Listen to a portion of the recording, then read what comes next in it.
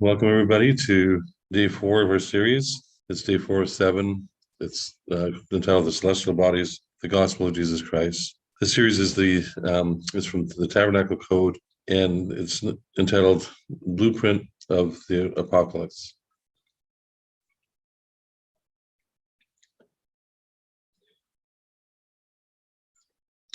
The subtitle is "It's about the Apocalypse of Jesus, and it's about time."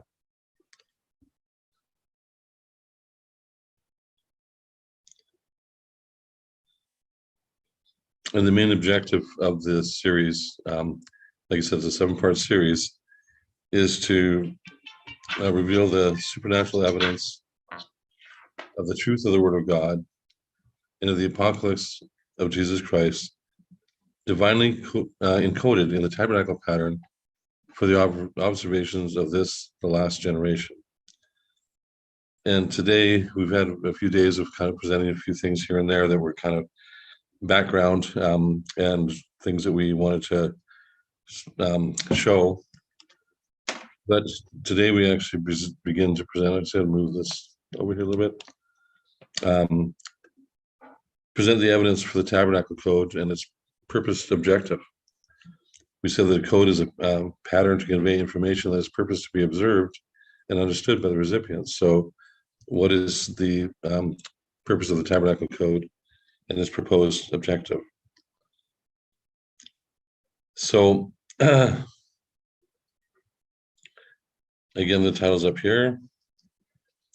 The last biblical book is titled Revelation, or the Apocalypse of Jesus Christ. It was the original Greek title. English translators have translated it as the Revelation of Jesus Christ. And in that book, in chapter 11, verse 1, it says, "Rise and measure the temple of God and the altar and them that worship therein." And so we're going to look at, that's exactly what the series is about. We're going back to measure or observe the temple of God and the altar and them that worship therein. So part of looking at that is looking at them that worship therein, and what was given for observance, because the pattern includes both a blueprint, but also days and ways of observations and different artifacts that were exactly, specifically not to be deviated from or changed. Moses was to preserve it exactly as it was given to him. And to Moses was given this command as well. "Speak thou also unto the children of Israel, saying, Verily my Sabbaths you shall keep," or observe, "for it is a sign between me and you throughout your generations." And what's the sign for? "That you may know that I am the Lord that doth sanctify you." And when you think about that, how can a day or a way of observation be a sign between God and us through our generations, that we would know that He is the Lord, I am the Lord, and He's the one that sanctifies us? Because this pattern is to point us to who that is and how that is. And that's the reason it was given, is to make sure we could identify and not be deceived exactly what God's plan of redemption was for us, or is for us. So in this book of Revelation, or book of Apocalypse, there's first of all, it's sectioned off into sevens, and there's 49 or 7 times 7 specific references to the number 7. We have churches, 7 churches, spirits, candlesticks, etc., etc. Here's the verses, and if you add them up, there's 49 of those.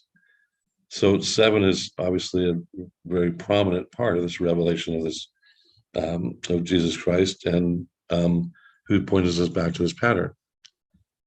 So they're given a Sabbath year to observe.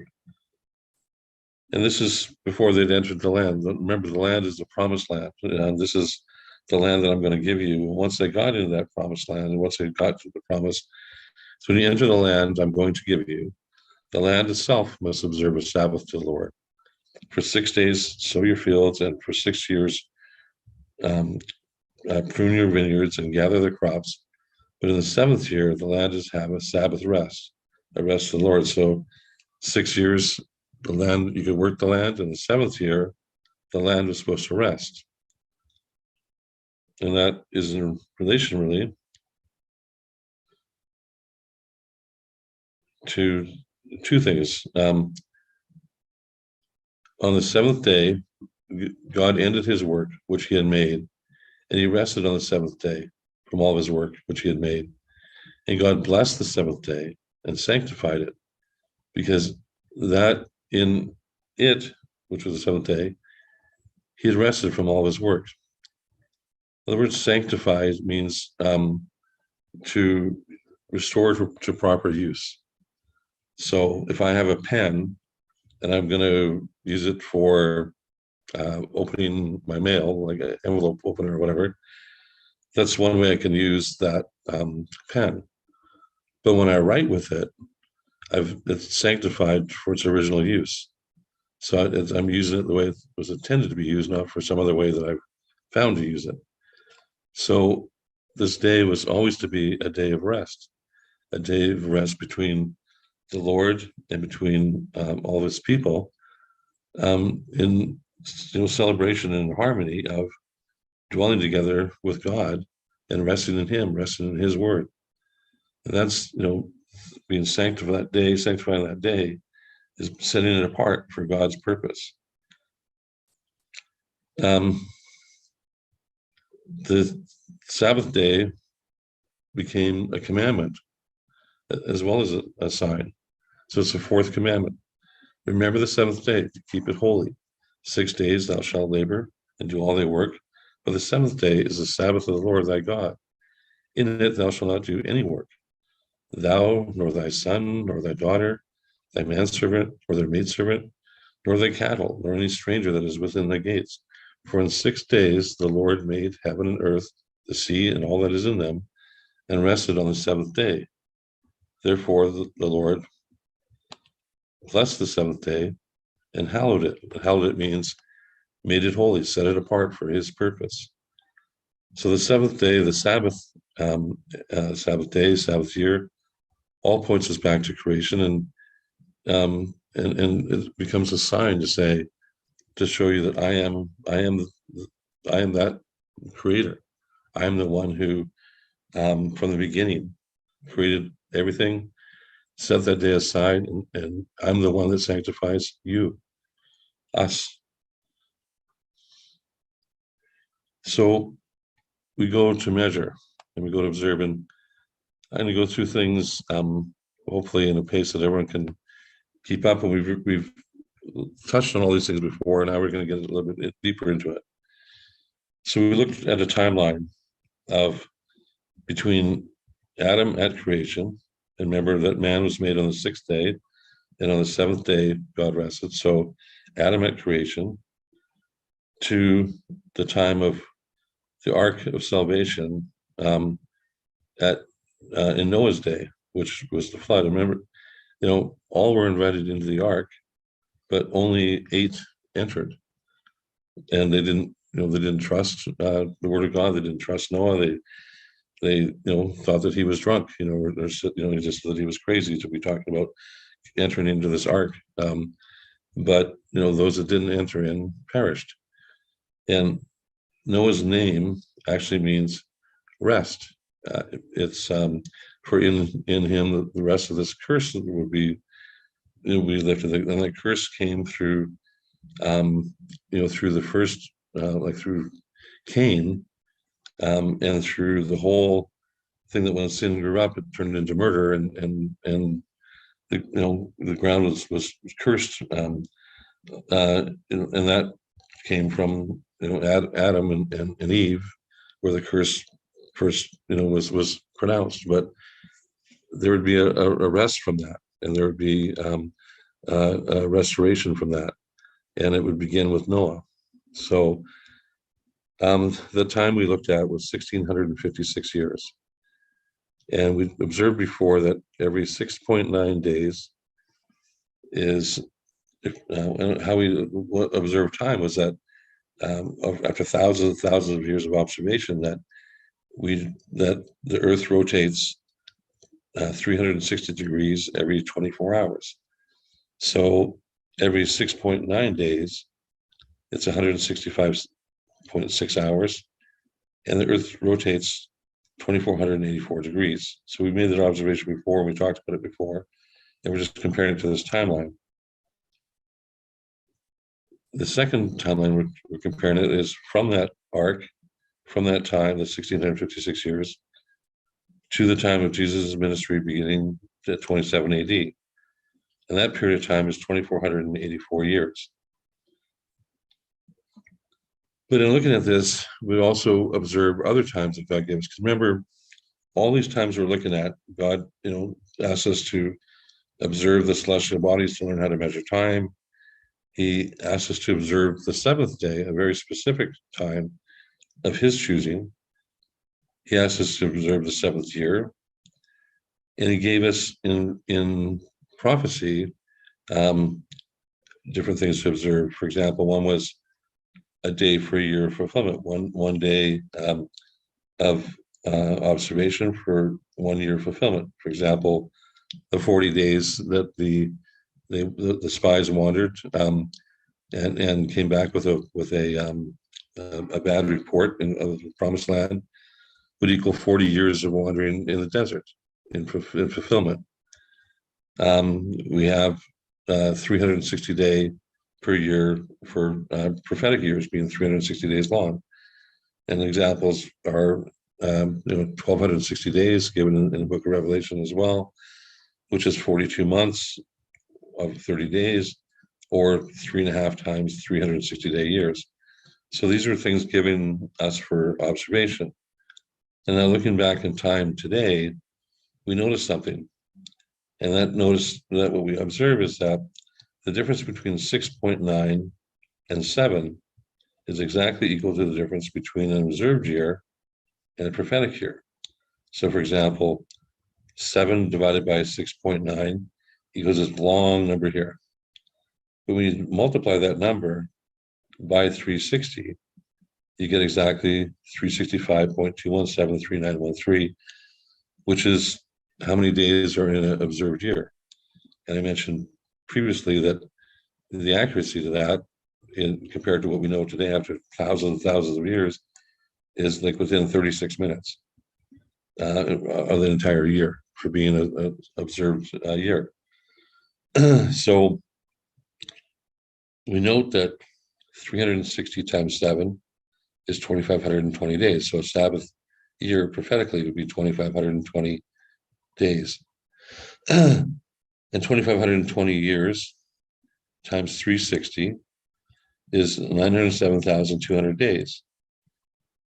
If you divide that by 2,484, which is this timeline here, 2,484 years, you get 365.2173913 days, because it's always the same. 69 of observed time, which is observed time, equals 70 or 7 of prophetic time. So notice that these amount of days, 907,200, is the same for 2,484 observed or 2,520 prophetic. 2,484 observed equals 2,520 prophetic. And what's interesting about that too is that many days, how many Sabbaths were there? Like a Sabbath is every seventh day. So how many sevens were there in the 907,200 days between the ark and the ministry of Jesus? Well, there was 129,600 Sabbaths, and you divide that by 360 days in a year, is exactly 360 years of Sabbaths. So you just take every seventh day, and between here and here, it's really 360 years of the seventh day. It's just to reinforce something. Got to take a little drink here.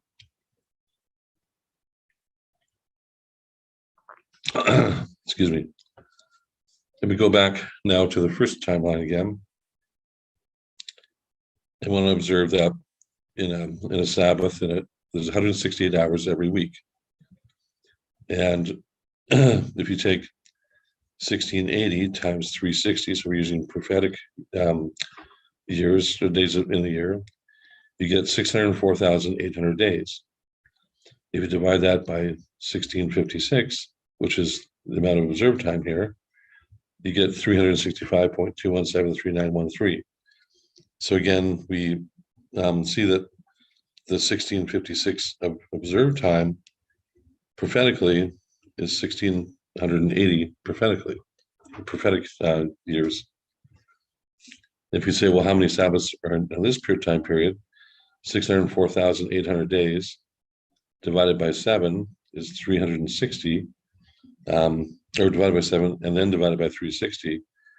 We end up with 240 years of Sabbath days between Adam and the Ark of Noah.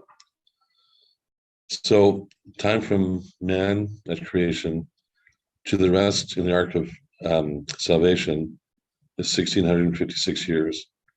Every 6.9 days, the Earth rotates 165.6 hours and 2,484 degrees of rotation. So we made some of these observations before, but I'm just kind of narrowing in on it and then expanding on it a little bit. So we've looked at Adam, Noah, and Jesus.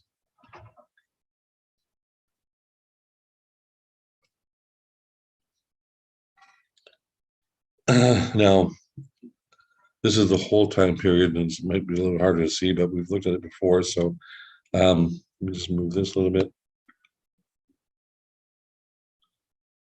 So we have here the two put together, 1,656 years of the first time, 2,484 years of the second period, and we get a total of 4,140 years down here from, we add 1,656 plus 2,484, and we get that 4,140 years total from Adam to Jesus.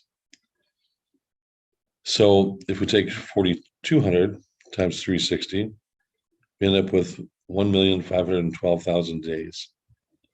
And when we divide that by 4,140, this timeline here, again, we get 365,2173913. So 4,140 observed years is equal to 4,200 prophetic years. And in there, then the 4,200, how many Sabbath days do we have? Every seventh day is exactly 600 years of Sabbath days go by between Adam and the ministry of Jesus. And remember that the flood started in the 600 year of Noah's day, and we're going to start looking at days in that. The Bible tells us the days of Noah, the days of Adam, and tells us how long they lived, and said so the days of Adam were 930 years, or the days of Enoch were 365, and God took him. And so we look at those days as well, because we're observing all the days that God gave us to observe. So if we're looking at the seventh generation was Enoch. And Enoch was 621 years passed before Enoch was born in the seventh generation. And when we looked before at this Ark of the Covenant and Mercy Seat, we noticed a pattern on there, which was given on there, which was 1.5 times by 2.5. The length was 2.5, the breadth was 1.5. And what we observed is that this timeline from Adam to Noah was the time of the ark, and this timeline between the ark and Jesus, this mercy timeline, was 1.5 times the ark. So it's 1656 times 1.5 equals 2,484. We also noticed that that 1656 times 2.5, which was the length of this mercy seat, is 4,140. 1656 times 2.5 is 4,140. So we notice that this picture that was given to us to observe, and we know that in this observance, only one person could enter this holy place 1 day per year, and that was on the Day of Atonement. And that person was the anointed, or the Messiah, or the high priest. And he was there to do a specific task, which was to sprinkle the sacrificial blood on the mercy seat. And that was for the forgiveness of all the people. And they waited outside till this was done. And he did this in his white linen robe, and that robe would have been stained with blood from just preparing the sacrifice and things like that. And they knew when it was accepted, when he came out in all his, in a separate robe. It was his robes of beauty, his robes of glory. When he came back out of the sanctuary, that God had accepted the sacrifice. And so this paints a picture of something that was observed literally by the disciples. This was the promise that God had given to Adam back in Eve in the garden of sending his son. And so right here we have a little bit of a sketch or rendering of Mary peering into the empty tomb and seeing an angel at the foot and the head where Jesus had laid, but he was gone, just as this picture depicts 1400 years before Jesus was even born. So these generations that came, whether it's Adam, Enoch, Moses, all played a part in this revelation of what was to come. And this pattern that was given to Moses was a blueprint of what was to come, and gave these observations, gave exactly how to build this ark in every detail, gave the observation, what days to observe it on, what ways to observe, not just this ark, but the entire tabernacle. And here we see that that the timeline from all these days of the Lord, all these Adam, Enoch, Noah, the timeline matches the mercy seat, which is a covering over the ark. And remember that when Noah was and everyone was in the ark, God covered the ark before letting the loose all the the waters. So this covering is over the ark. We'll talk about the ark tomorrow, but just making observations right now. So let's look at Enoch. He's the seventh generation, and it was 621 years passed before he was born. So 621 times 1.5, if we go back to this mercy seat dimension again, equals 931.5. Well, Moses was born exactly 931.5 years after the ark. Then we look at 621 times 2.5, because now we've got the seventh generation times 1.5, the seventh generation times 2.5. It's 1,552.5 years. It's a pretty precise number, 15,525. Well, that's exactly how many years from the birth of Moses to Jesus. Because when we add 1656 to 931.5, if you want to have your calculator to verify this yourself, you get 2,587.5 years. So from Adam to the total length from Adam to Moses is, and you can't really read it that well on this screen here, but it's 2,587.5. And so you see that Enoch, the seventh generation times 2.5 equals the years to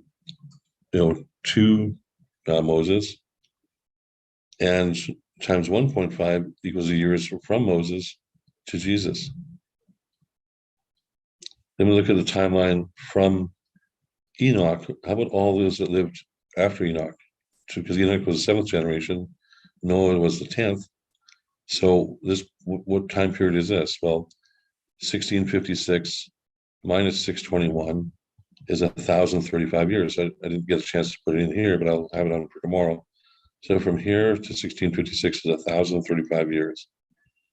So we take 1,035 times 1.5, we get 1552.5. So this period here that's in green, which is the time after Enoch to Noah, well, this period over here that's in blue, which is the time from Moses to Jesus, is exactly 1.5 times that time as well. But what about if we do it by 2.5, 1,000 divided by 2.5?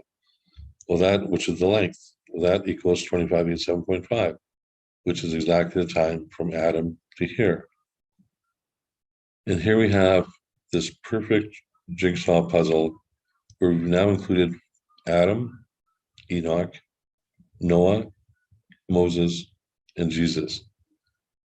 And we've taken the same mercy seat, times 1.5 times 2.5, and we've observed that this first part here is 1,656 years, which prophetically is 1,680 years. And, in a 7-day week, it's 24 times 7 is 168. And over here, we notice it's 2,484 years, which 360 times 7 is 2520. So prophetically, it's exactly the same as how many in a Sabbath year, 360 times 7. But in observed year, it's 6.9. And why that's important is that these are all things of God's choosing. He chose when that, the last tick of the clock would be before that flood came. He chose the seventh day. He chose when Enoch would be born. He chose when Moses would be born. He chose when Jesus' ministry would start. And these are all times and things he gave us to observe. He chose the amount of time in a Sabbath years before. Remember, the Sabbath years was to give the earth a rest, to remove that curse. And when did Jesus come? Right after that time. The Sabbath day was to rest, rest in God.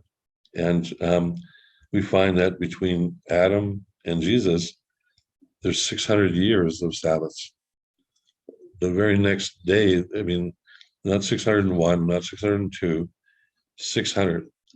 Anything after 6, the next part is 7. So the very next part is the seventh day. 6 days you work, the seventh day you rest.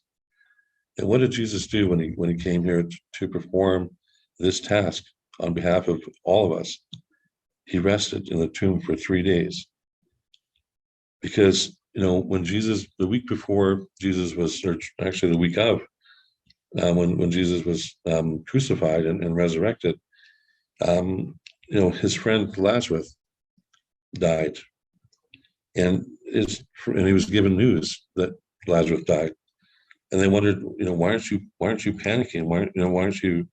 And he said, let's go to him, because he'd been in the tomb by the time they got there, a couple of days. And he said, Lazarus is sleeping. And you can understand, what do you mean he's sleeping? He's dead. Yeah, but he's earth died an earthly death, but I'm the resurrection. I'm the life. And he rose.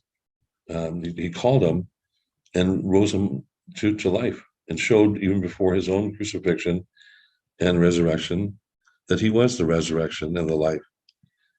And he showed them that even though they might die, in their hope and their belief and their faith, that he would raise them up again. And that was a promise all the way back to Adam and Eve, for that he was the one. All this is to point to who is the one that God promised to send. And who is the the I am that is behind all this. And so we're supposed to recognize by this who it is. And is there any other? Is it, is there someone that came along before this, after this? And you can see that, first of all, if Moses would have obscured the pattern and not done exactly how he was told to do it. Remember, Moses is way back here, 1,440 years before Jesus was born, was the Exodus. And Moses was 80 years old at that time. And that's when he received this pattern. How would he know, even if he knew all of this, how would he know the 1.5, 2, how would he know when Jesus was going to come? That's what I mean by supernatural evidence of the truth of the Word of God and supernatural evidence of the apocalypse or the revelation of Jesus.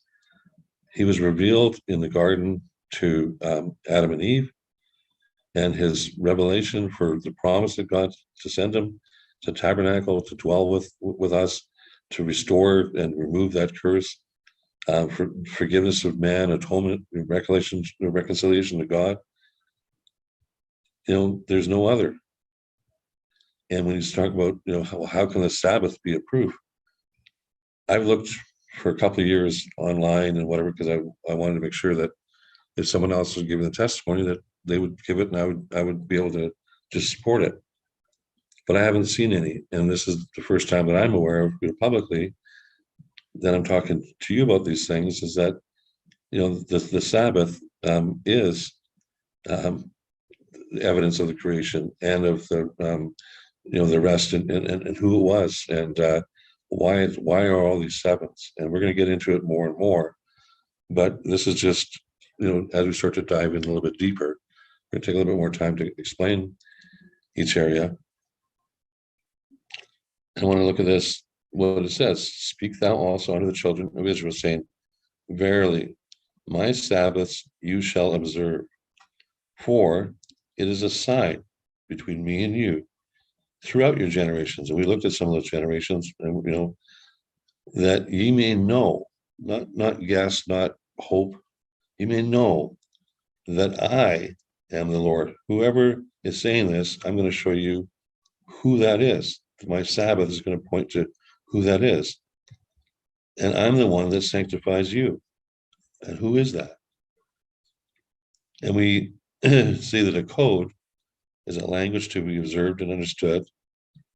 And when we looked at this barcode, it identifies your maker, your history, your cost. Well, the cost was the blood of Jesus, the Son of God. The maker was God. Our history is all tied to the Sabbath. And it was in God's hand when we're going to see more and more that every single event that happened was directly in keeping with the things that he asked us to observe. And it's in that tabernacle pattern. And it goes beyond when Jesus' ministry on earth began, and when his ministry as our high priest in heaven began. It goes until his return. And you'll see that we are a blessed generation based on the same pattern, because as we go through the tabernacle and as we measure it, it ends in our generation. The way we're looking at each of these generations now, there's nothing more to add to it. There's nothing more to take away. It's just the capstone happens. So some event will happen in our generation that's equivalent to the time when Jesus came, was born, had his ministry and his resurrection. That's the high point. That's when you get to see, if we move any of those numbers, let's just say we move this by 5 years, one way or the other, then it doesn't equal 1.5 and 2.5. It doesn't equal the exact amount of days. It doesn't equal these precise numbers. So if he didn't come exactly at that time, this would mean nothing, the time pattern. But because we can observe time, like in art, and this is how God kept this for our generation. It was, hidden in the open, because man had to catch up to these observations to be able to observe time the way that we can today. And as I said earlier in the introduction, archaeology is only 200 years old. We didn't start to really dig up all these records of solar eclipses and timelines and other nations and their histories and their tablets. And just one sec, please.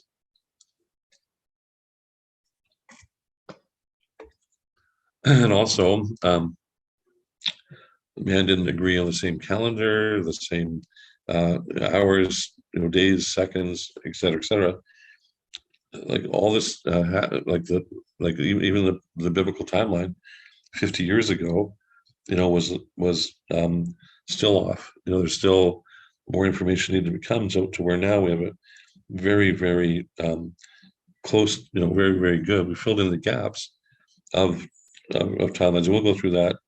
If not during this presentation, then I promise that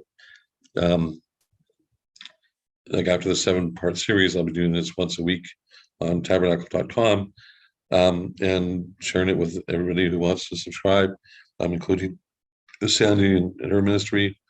But I'll go over those timelines of those records and just dive into where we get all these numbers from, and those resources will be available to anybody as well. But the point is that God chose all these times, and I'm going to give you a little hint of something that we can look at and think about for tomorrow. So if you notice this number 621, you notice the number 1035. If you take your calculator and go 6 times 1.035. Oops, sorry, I'll go back here again. And 6 times 1.035 is 621. So there's a reason why it was 621 years past. And the reason is because there's a great distinction between the 7th and the 6th. And God's about reconciling and about being very precise. So take 6.9 and divide 6.9 by 1.035. If you take 6.9 divided by 1.035, you get 6666666. In other words, at that time frame, converts 6666 to the 7th. And when we take 621, which is the time that passed at Enoch, or if you divide 4140 by 621, you get 666666. So this 7th generation timeline to this timeline of rest was times 666666 to get to that timeline where we get to the 7th, where we get this is 600 times 7, and this is 600 times 6.9, but it's all on purpose and all precise and all for for reasons that imagine if I did it, and I can't think of a better example, so I don't want to bring up bad things or but if I did a sketch 1,500 years ago of the World Trade Center, everyone has memories of 9/11, and I was actually driving to New York at that time, and I got all kinds of calls from my family at 9 a.m. and turn around, and I was the president of a large company in Pennsylvania, and I turned around headed there, and then things started crashing there and in Pennsylvania, and it was a time we all, it was great fear for all of us. But if I did a sketch of that, because the other thing is that if you're going to prophesize something or talk about a future event, it has to be something recognizable, something distinguishable. But if I drew airplanes going into a building and I put a date on there, 9/11, and for 1,500 years I had people every time of that date observe that day, and then the date happened, you would know that I was that I was supernatural. How would I know any of that? And here we have a picture of on this mercy seat, we're given a golden crafted thing that was used, furniture or artifact that was used in their worship for 1,400 years before Jesus was born, and it was prescribed in a very way. I mean, that's one way we observe it. We were given days to observe, like the Sabbath was the very first day given to observe.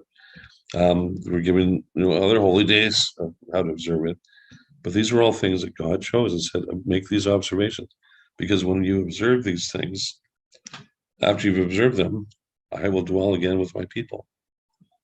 And when when John said the Word became flesh. What was written was seen in the body of Jesus, and we beheld His glory, the glory of the Son of God. So this is all to point us to who it is that made that made this statement: "Speak unto the children of Israel, and saying, Verily, my Sabbaths you shall keep or observe. For it is a sign between me and you throughout your generations, that ye may know that I am the Lord that sanctifies you." That's where that's how the Sabbath is, the Sabbath days, Sabbath years, and even observation of the Sabbath, and why the book of Revelation is booked into 7 because at that seventh time, you'll notice in the book of Revelation that the sixth happens with the sixth trumpet or sixth whatever. Then there's a little bit of a pause, and then the seventh, and the sixth, and then the seventh. And in chapter 10 of Revelations, the seventh trumpet is about to blow, that the time has come, the return of Jesus come. But there's a little pause there. And then that little pause, John's told, go out and evangelize the world again. Evangelize the world one more time.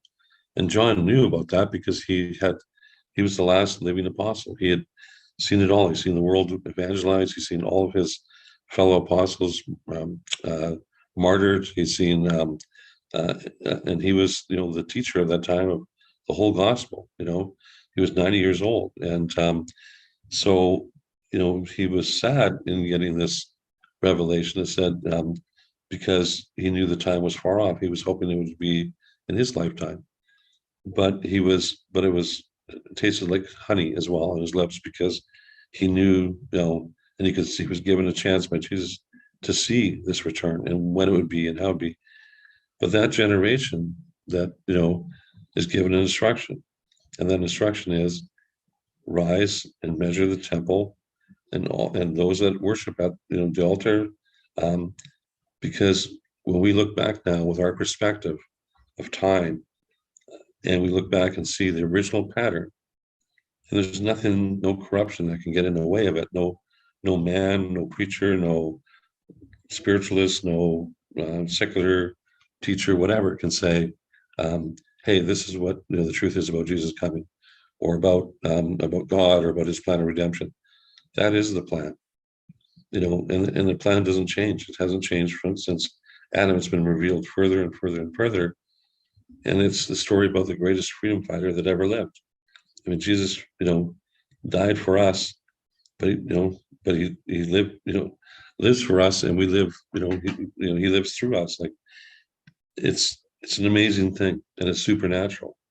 So when I go back to the original title, the supernatural evidence of the truth of the Word of God and of the apocalypse of Jesus embedded into the tabernacle pattern for the observance of this last generation, it's that's what it's about.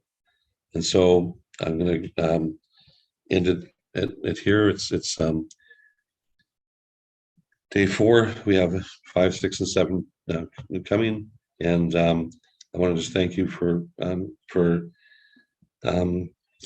listening. And like I said, if you want some of these materials later, just go to tabernacle.com and hit subscribe. And at the end of me presenting these things, I'll be sending out a thing to everybody to how to get the resources, and once they're all posted. Thank you, Sandy, and thank you for the opportunity. You're very welcome. Thank you. I'll be back